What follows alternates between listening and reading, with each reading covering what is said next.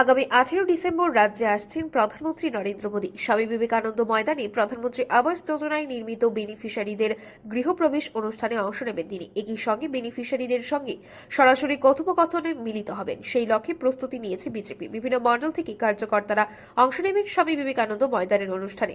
আগরতলা শহর মোদীময় হয়ে যাবে। বৃহস্পতিবার খয়েরপুর স্থিত সদর গ্রামীণ জেলা কার্যালয়ে সাংবাদিক সম্মেলন করে কথা বলেন সদর গ্রামীণ জেলা সভাপতি অসিত রায়। বিগত দিনে সিপিএম এর সব শোনকালে মাত্র ৭২,০০০ ঘর নির্মাণ করা হয়েছিল, কিন্তু বিজেপি সরকার প্রতিষ্ঠিত হওয়ার পর এখনো পর্যন্ত ৩,৬১,০০০ ঘর নির্মাণ করা হয়েছে। সর্বহারা নিয়ে সিপিএম রাজনীতি করলেও তাদের জন্য আখেরে কিছুই করেনি। প্রধানমন্ত্রী নরেন্দ্র মোদী গরিব কল্যাণের জন্য কার্যক্রম হাতে নিয়েছেন। তার কারণে আজ বামফ্রন্ট প্রাসঙ্গিক হয়ে পড়েছে বলে জানান তিনি। চা বাগানের শ্রমিকদের মজুরি ইতিমধ্যেই বৃদ্ধি করা হয়েছে। বর্তমান সরকারের সাফল্যগুলি তুলে ধরেন। সদর গ্রামীণ জেলার কার্যালয়ে প্রধানমন্ত্রী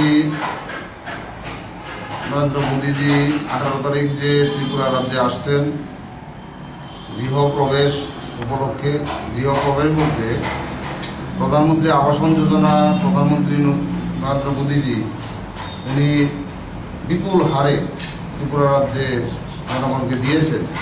ত্রিপুরা রাজ্যের মানুষ যাতে গৃহপ্রবেশ করতে পারে তার শুভ উদ্বোধন উনি এসে করবেন, সেই লক্ষ্যে আমরা প্রস্তুতি নিয়েছি। সারা রাজ্যের সঙ্গে আমাদের সদর গ্রামীণ জেলায়ও আমরা প্রস্তুতি নিয়েছি। তো সেই উপলক্ষে বিভিন্ন মণ্ডল থেকে কার্যকর্তারা যাবে, সেখানে সারা আগরতলা শহর মুদিময় হয়ে যাবে।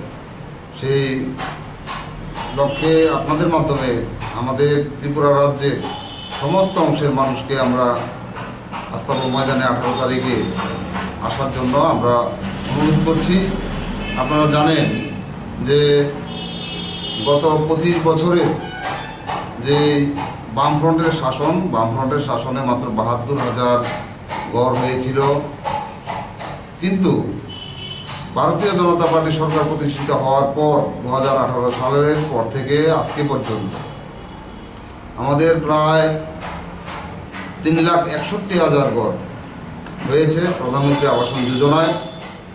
তো আরও ঘর হবে, যেটা নিয়ে বামফ্রন্ট রাজনীতি করেছে সর্বহারা বলতে যাদের কিছু নেই, ঘর নেই, জায়গা নেই, রোজগার নেই, তাদেরকে নিয়ে রাজনীতি করেছে শুধু এতটা বছর, কিন্তু তাদের জন্য কিছুই করেনি। আজকে প্রধানমন্ত্রী নরেন্দ্র মোদীজির গরিব মানুষের কল্যাণের জন্য যে উনি কার্যক্রমগুলো করছেন, যে যোজনাগুলি তৈরি করছেন, তার ফলে আজকের যুগে বামফ্রন্ট অপ্রাসঙ্গিক হয়ে পড়েছে। বামফ্রন্টের আর কোনো দরকার নেই, এ রাজ্যের মানুষ বুঝতে পারছে। কারণ একটা উদাহরণ দিলে আপনারা বুঝবেন, যারা চা বাগানের শ্রমিক ছিল। এদিকে সদর শহর জেলার উদ্যোগে বিজেপির প্রদেশ কার্যালয়ে হয় অনুরূপ সাংবাদিক সম্মেলন। এই সম্মেলনের মাধ্যমে আগামী 18 ডিসেম্বর প্রধানমন্ত্রীর রাজ্য সফরে সফল করার বার্তা দেওয়া হয়।